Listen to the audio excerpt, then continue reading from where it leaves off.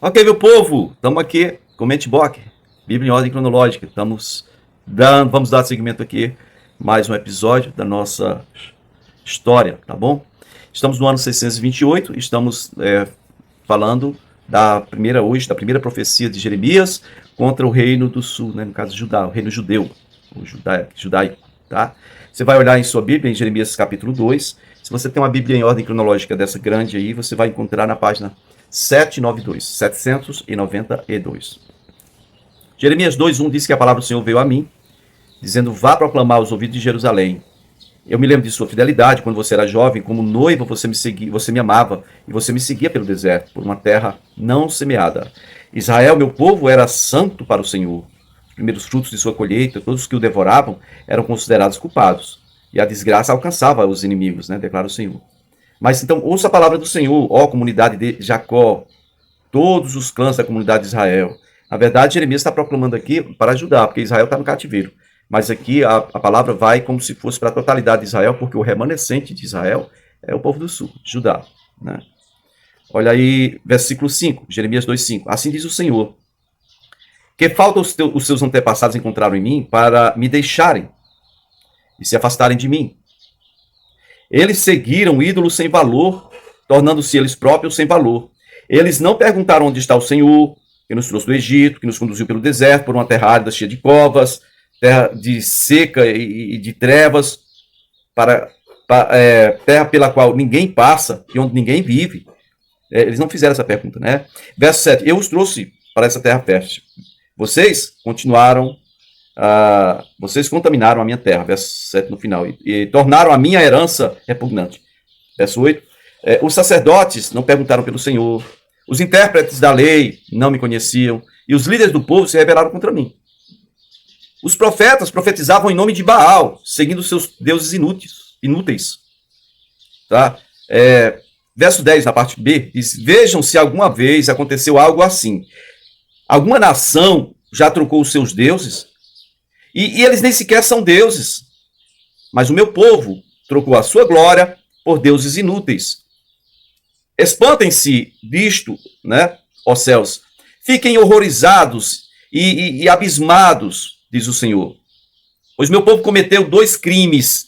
Eles me abandonaram a minha fonte de água viva e cavaram as suas próprias cisternas rachadas, ou cisternas rotas, né, rachadas, que não seguram água, não retém.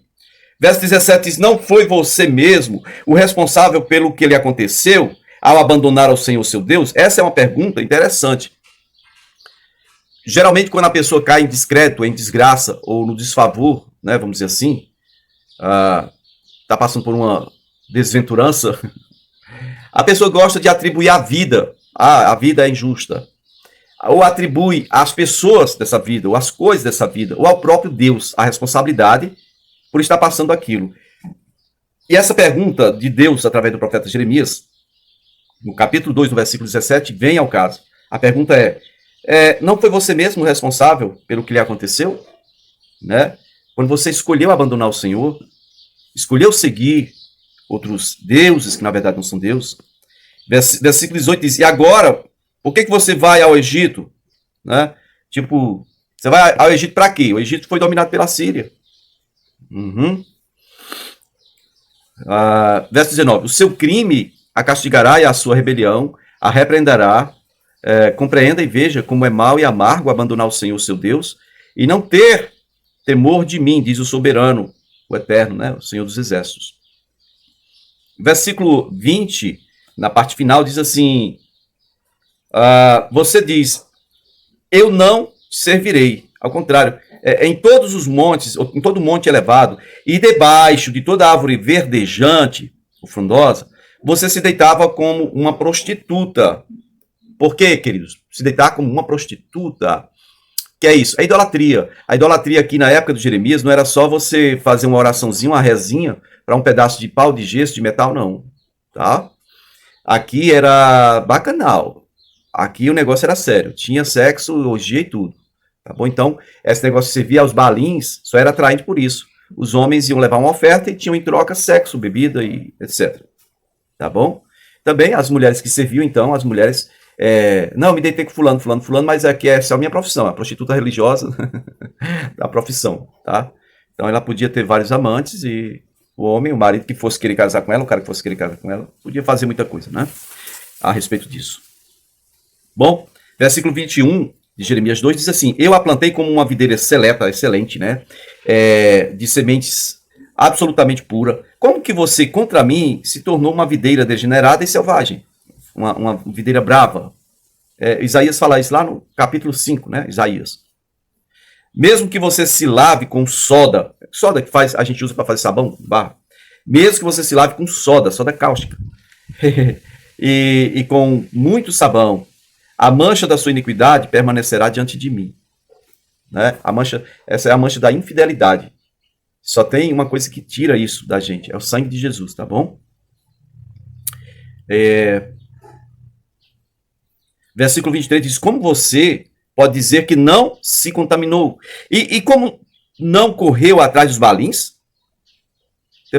Você pode dizer isso, que não correu atrás dos balins? Reveja o seu próprio procedimento no vale e considere o que você tem feito. Você é como uma camela jovem e arisca, que corre para todos os lados. Você é como uma jumenta selvagem, ou em outra tradução, uma mula, né? A mula é diferente da jumenta. A mula, ela não dá cria, mas quando ela está no cio, ela é pior que a jumenta. Ela rouba os cavalos de onde eles estão e vai andar com elas aí. Tempão. O Saul, quando foi achado para ser ungido, ele estava atrás das mulas do pai dele. Mula no cio. 3 dias com os cavalos. Bom, diz aqui que o reino de Judá, a nação, né, era como uma jumenta selvagem. Ele diz: quem é capaz de controlá-la quando está no cio? Né? Os machos que procuram não precisam se cansar, porque logo te encontram. E quando vê que está no cio, né, está no meio do cio, então... Olha o versículo 27 aí. Vocês dizem à madeira: você é meu pai. E dizem à pedra: você me deu a luz. Depois vocês voltam para minhas costas voltaram para minhas costas e não o rosto. Mas na hora da adversidade, vocês dizem para mim: vem nos salvar, né? Por favor, nos salve, né? Esse é um absurdo. Verso 28. E onde estão os deuses que você fabricou para você mesmo? Eles que venham e te salvem, se puderem salvá-lo na hora da adversidade. Porque os seus deuses são tão numerosos quanto a sua cidade, Judá. Olha o versículo 32, por favor. Será que uma jovem se esquece de suas joias, ou uma noiva se esquece de seus enfeites na época, no dia das núpcias? Contudo, o meu povo esqueceu-se de mim por dias sem fim, né?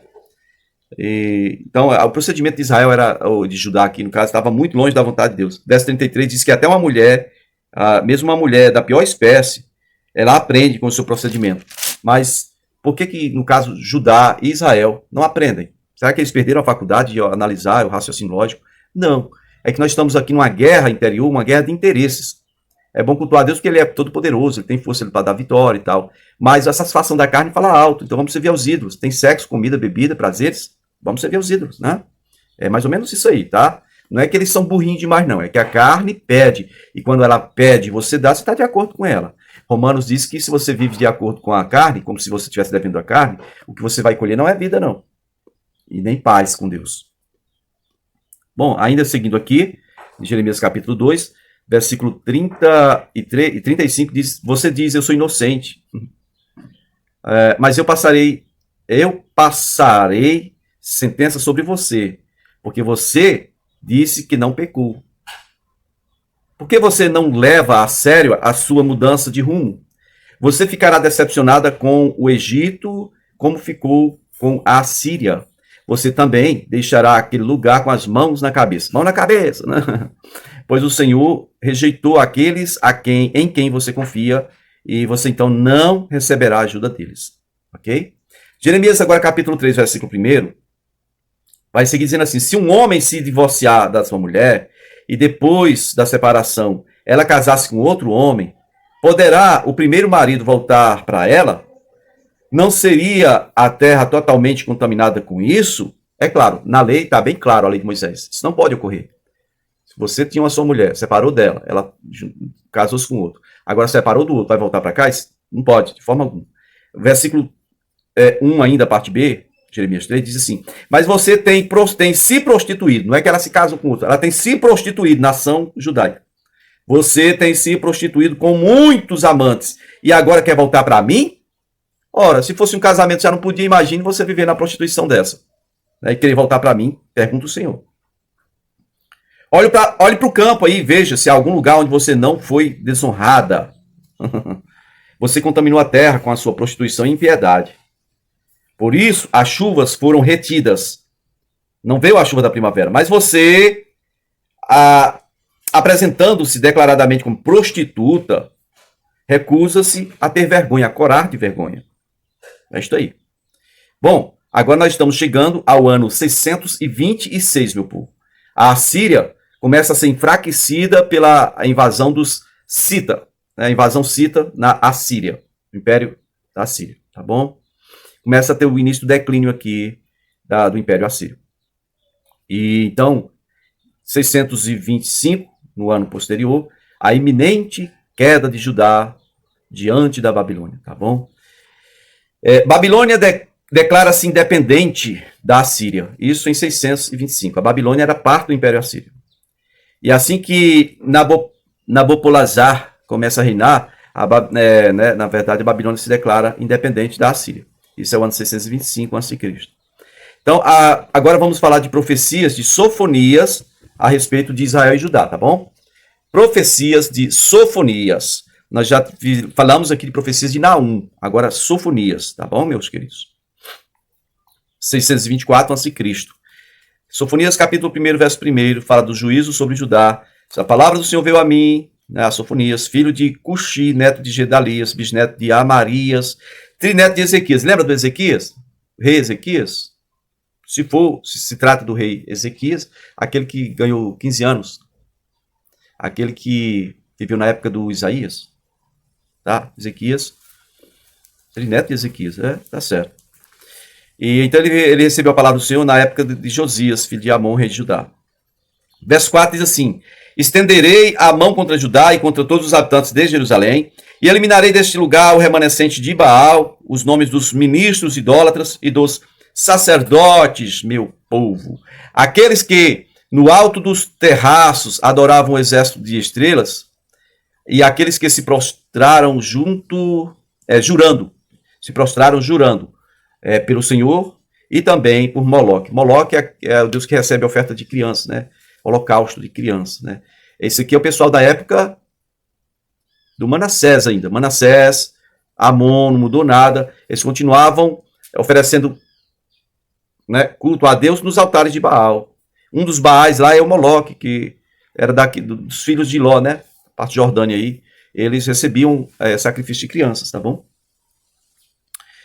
Versículo 9 diz assim: naquele dia castigarei todos os que evitam pisar na soleira dos ídolos, né, o respeito com os ídolos, que enchem o templo de seus deuses, que na verdade não são deuses.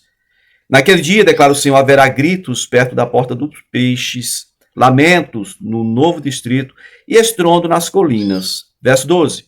Nessa época vasculharei Jerusalém com lamparina e castigarei os complacentes. A riqueza deles será saqueada, suas casas serão demolidas, embora construam novas casas, nelas não morarão, plantarão vinhos, mas o vinho eles não beberão. Tá aí, profecia do Sofonias. O grande dia do Senhor está próximo. E é isto. A gente segue na semana que vem, se o Senhor nos permitir. Mais 3 episódios.